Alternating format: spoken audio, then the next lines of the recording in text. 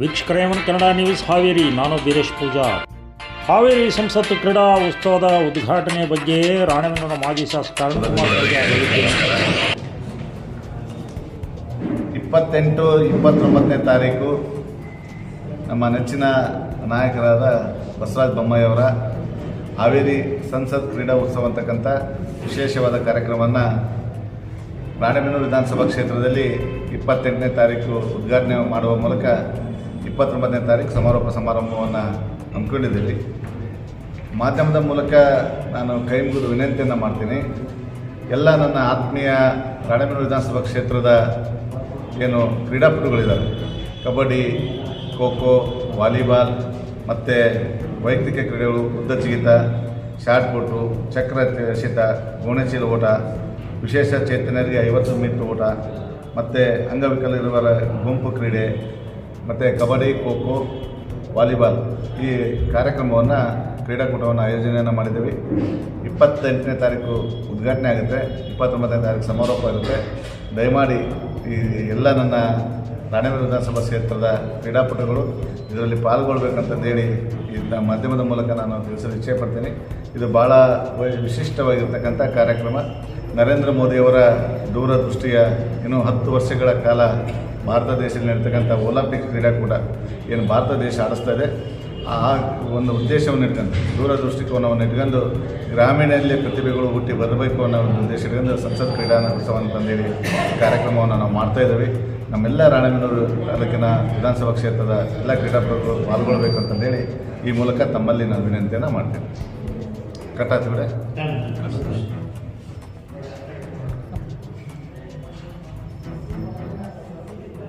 ಕೇಂದ್ರ ಸರ್ಕಾರ ತಂದಂಥ ಯೋಜನೆ ವಿಕಸಿತ ಭಾರತ.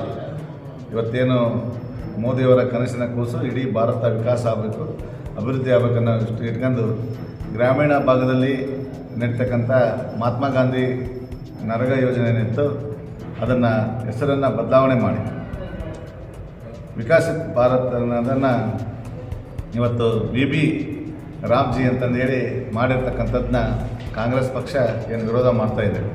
ಆ್ಯಕ್ಚುಲಿ ಅದು ಅವರು ಆ ರಾಮ್ಜಿ ಅಂತ ನಾವು ಏನು ಕರಿತಾ ಇದ್ದೀವಿ ಅದಕ್ಕೆ ಅವ್ರು ಆರ್ ಅಂತ ಬಂದದಕ್ಕೆ ವಿರೋಧ ಮಾಡ್ತಾಯಿದ್ದಾರೆ. ಅವರು ಈ ಮಹಾತ್ಮ ಗಾಂಧಿ ಹೆಸರನ್ನು, ಮಹಾತ್ಮ ಗಾಂಧಿಗೆ ಕಾಂಗ್ರೆಸ್ನವ್ರಿಗಿಂತ ಪ್ರೀತಿ ಜಾಸ್ತಿ ಇರೋದು ನಮಗೆ.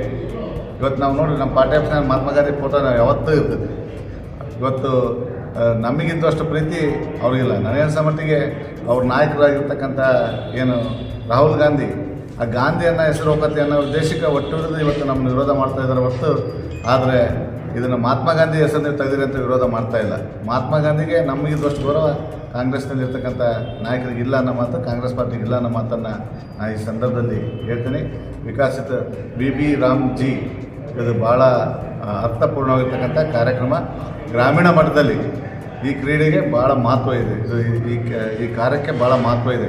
ಗ್ರಾಮ ಪಂಚಾಯತಿಯಲ್ಲಿ ಹಿಂದೆ ನಡೀತಕ್ಕಂಥ ಕಾರ್ಯಕ್ರಮ 100 ದಿನ ಇತ್ತು, ಸರಿಯಾಗಿ ಪೇಮೆಂಟ್ ಬರ್ತಿರಲಿಲ್ಲ, ಭಾಳ ಅಡೆತಡೆ ಇತ್ತು.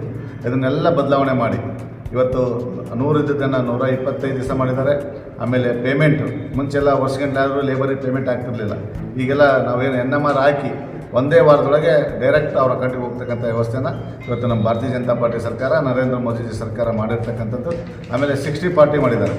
ಈಗೇನಾಗ್ತದೆ, ಕೇಂದ್ರ ಸರ್ಕಾರದ ಯೋಜನೆ ಕೇಂದ್ರ ಸರ್ಕಾರನೇ ಮಾಡಲಿ ಅಂತಂದೇಳಿ ಭಾಳ ಅಲಕ್ಷ್ಯವನ್ನು ಮಾಡ್ತಿದ್ರು ಈ ಉದ್ಯೋಗ ಖಾತ್ರಿ ಒಳಗೆ. ಅದಕ್ಕೆ ರಾಜ್ಯ ಸರ್ಕಾರ 40% ಕೊಡಬೇಕು, ಕೇಂದ್ರ ಸರ್ಕಾರ 60% ಕೊಡಬೇಕು ಅಂತಂದೇಳಿ 60 ಪಾರ್ಟಿ. ಅಂದರೆ ನಮಗೆ ಅಷ್ಟೇ ಅಭಿವೃದ್ಧಿ ಜವಾಬ್ದಾರಿ ಇಲ್ಲ, ನಿಮಗೂ ಕೂಡ ಜವಾಬ್ದಾರಿ ಇದೆ ಅನ್ನೋದನ್ನು ಇವತ್ತು ನರೇಂದ್ರ ಮೋದಿಜಿ ಸರ್ಕಾರ, ರಾಜ್ಯ ಸರ್ಕಾರದ್ದು ಭಾಳ ಮಹತ್ವ. ಯಾವ್ದಾರ ಪಾರ್ಟಿ ಅಧಿಕಾರಕ್ಕಿರಲಿ, ರಾಜ್ಯ ಸರ್ಕಾರದ್ದು ಕೂಡ ಭಾಳ ಜವಾಬ್ದಾರಿ ಇರುತ್ತೆ. ಅವ್ರು 40% ಕೊಡಬೇಕು, ಇನ್ನು 60% ಕೇಂದ್ರ ಸರ್ಕಾರ ಕೊಡಬೇಕು. ಇದು ಎಲ್ಲ ಹಂತದಲ್ಲಿ. ಮುಂಚೆ ಏನಾಗ್ತಿತ್ತು, ಬರೀ ಮೆಟೀರಿಯಲ್ ಅಷ್ಟೇ ಅದು ಕೇಂದ್ರ ಸರ್ಕಾರ ಕೊಡಬೇಕು, ರಾಜ್ಯ ಸರ್ಕಾರ ಪೇಮೆಂಟ್ ಕೊಡಬೇಕು, ಇಂಥೆಲ್ಲ ಗೊಂದಲ ಇದು. ಯಾವುದು ಗೊಂದಲ ಆಗಬಾರ್ದು ಅಂತಂದೇಳಿ ಏನೇ ಉದ್ಯೋಗ ಖಾತ್ರಿ ಕಾಮಗಾರಿ ಪ್ರಾರಂಭ ಆತಂದರೆ ಆ ಪ್ರಾರಂಭ ಆದ ಕೊನೆಯವರೆಗೂ ಕೂಡ ಎಲ್ಲ 60 ಪಾರ್ಟಿ ಅನ್ನೋ ಒಂದು ಯೋಜನೆಯನ್ನು ನಮ್ಮ ಭಾರತೀಯ ಜನತಾ ಪಾರ್ಟಿ ಕೇಂದ್ರ ಸರ್ಕಾರ ನರೇಂದ್ರ ಮೋದಿಯವರ ನಾಯಕತ್ವದಲ್ಲಿ ಇದು ಒಂದು ಗ್ರಾಮ ಅಭಿವೃದ್ಧಿ ಆಗಬೇಕನ್ನೋ ವಿಷಯವನ್ನು ಇಟ್ಕೊಂಡು ಈ ಯೋಜನೆಯನ್ನು ಹೊಸ ರೂಪದೊಂದಿಗೆ ನಾವು ಚಾಲನೆಯನ್ನು ಕೊಟ್ಟಿದ್ದಾರೆ.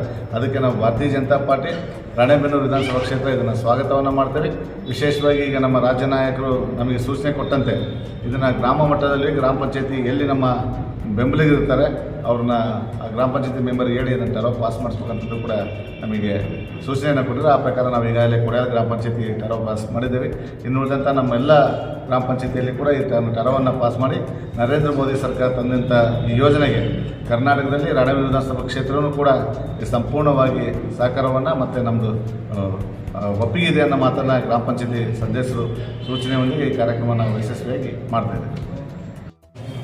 ಸಂಸದರಾದಂಥ ಬಸವರಾಜ ಬೊಮ್ಮಾಯಿ ಅವರ ಹಾವೇರಿ ಸಂಸತ್ ಕ್ರೀಡಾ ಮಹೋತ್ಸವ ರಾಣೆಬೆನ್ನೂರು 25-26 ಸಾಲಿನಲ್ಲಿ ವೈಯಕ್ತಿಕ ಮತ್ತು ಗುಂಪು ಪಂದ್ಯಾವಳಿಗಳನ್ನು ತಾರೀಖು 28, 29 ಆಯೋಜಿಸಲಾಗಿದೆ. ಅದರ ಪ್ರಯುಕ್ತ ಎಲ್ಲ ಕ್ರೀಡಾಪಟುಗಳು ಮತ್ತು ಕ್ರೀಡಾಭಿಮಾನಿಗಳು 28 ಮತ್ತು 29 ಮುನ್ಸಿಪಲ್ ಕ್ರೀಡಾಂಗಣದಲ್ಲಿ ಭಾಗವಹಿಸಬೇಕು. ಹೆಚ್ಚಿನ ಸಂಖ್ಯೆಯಲ್ಲಿ ಅಲ್ಲಿ ಆ ಕಾರ್ಯಕ್ರಮವನ್ನು ಯಶಸ್ವಿ ಮಾಡಬೇಕು. ಇದರ ಸದುಪಯೋಗವನ್ನು ಎಲ್ಲ ಕ್ರೀಡಾಪಟುಗಳು ಎಸ್ಪೆಷಲಿ ಗ್ರಾಮೀಣದಲ್ಲಿ ಬರ್ತಕ್ಕಂಥ ಕ್ರೀಡಾಪಟುಗಳು ಇದನ್ನು ಸದುಪಯೋಗ ತಗೊಳ್ಬೇಕು ಅಂತ ಈ ಸಂದರ್ಭದಲ್ಲಿ ನಾನು ಹೇಳ್ತಾ ಇದ್ದೀನಿ. ಜೈ ಹಿಂದ್, ಜೈ ಭಾರತ್. ಹಾವೇರಿ ಜಿಲ್ಲೆಯ ರಾಣೆಬೆನ್ನೂರು ವಿಧಾನಸಭಾ ಕ್ಷೇತ್ರದಲ್ಲಿ ಏನು ಸಂಸದರ ಕ್ರೀಡಾಕೂಟ ಮಹೋತ್ಸವ ಇದೇ ದಿನಾಂಕ 28, 29 ನಡೆದಿದ್ದು, ಏನು ರಾಣೆಬೆನ್ನೂರು ತಾಲೂಕಿನ ರಾಣೆಬೆನ್ನೂರು ವಿಧಾನಸಭಾ ಕ್ಷೇತ್ರದ 16 ವರ್ಷ ಮೇಲ್ಪಟ್ಟಂಥ ಖೋ-ಖೋ, ಕಬಡ್ಡಿ, ವಾಲಿಬಾಲ್ ಪಂದ್ಯಾವಳಿಯ ಗುಂಪು ಆಟಗಾರರು ಈ ಕಾರ್ಯಕ್ರಮದಲ್ಲಿ ಭಾಗವಹಿಸಿ ಹೆಚ್ಚಿನ ರೀತಿ ಈ ಕಾರ್ಯಕ್ರಮವನ್ನು ಯಶಸ್ವಿಗೊಳಿಸಬೇಕೆಂದು ತಮ್ಮಲ್ಲಿ ಕೇಳಿಕೊಳ್ತೇವೆ. ಅದೇ ರೀತಿ ಪ್ರಚಾರ ಮಾಡಿ ಹೆಚ್ಚಿನ ತಂಡಗಳು ಬರುವಾಗಿ ನೀವು ಮಾಡಬೇಕೆಂದು ನಿಮ್ಮಲ್ಲಿ ಕೇಳಿಕೊಳ್ತೇವೆ. ನೋಡೋದಲ್ಲ ವೀಕ್ಷಕರೇ, ಹಾವೇರಿ ಕ್ರೀಡಾ ಉತ್ಸವದ ಉದ್ಘಾಟನೆಗೆ ಯಾರೆಲ್ಲ ಬರಲಿದ್ದಾರೆ, ಏನೆಲ್ಲ ಕಾರ್ಯಕ್ರಮ ಜರುಗಿದೆ ಎಂದು ಈಗಾಗಲೇ ಸುದ್ದಿಗೋಷ್ಠಿಯಲ್ಲಿ ಹೇಳಿದ್ದಾರೆ. ಹಾಗಾದರೆ ಈ ಸುದ್ದಿ ತಮಗೆಲ್ಲ ಇಷ್ಟ ಆಗಿದೆ ಅಂತ ಅಂದ್ಕೊತೀನಿ. ತಡ ಯಾಕೆ ಮಾಡ್ತೀರಾ? ನಮ್ಮ ಇಂಥ ತಾಜಾ ಸುದ್ದಿಗಳನ್ನು ತಾವೇ ಮೊದಲು ನೋಡೋಣ. ನಮ್ಮ ಚಾನಲನ್ನು ಸಬ್ಸ್ಕ್ರೈಬ್ ಮಾಡಿಕೊಳ್ಳಿ, ಲೈಕ್ ಮಾಡಿ, ಶೇರ್ ಮಾಡಿ ಅಂತ ಹೇಳ್ತಾ ಮುಂದಿನ ಮತ್ತೊಂದು ಬಾರಿ ಸುದ್ದಿಯೊಂದಿಗೆ ಸಿಗೋಣ. ಅಲ್ಲಿವರೆಗೂ ನಮಸ್ಕಾರ.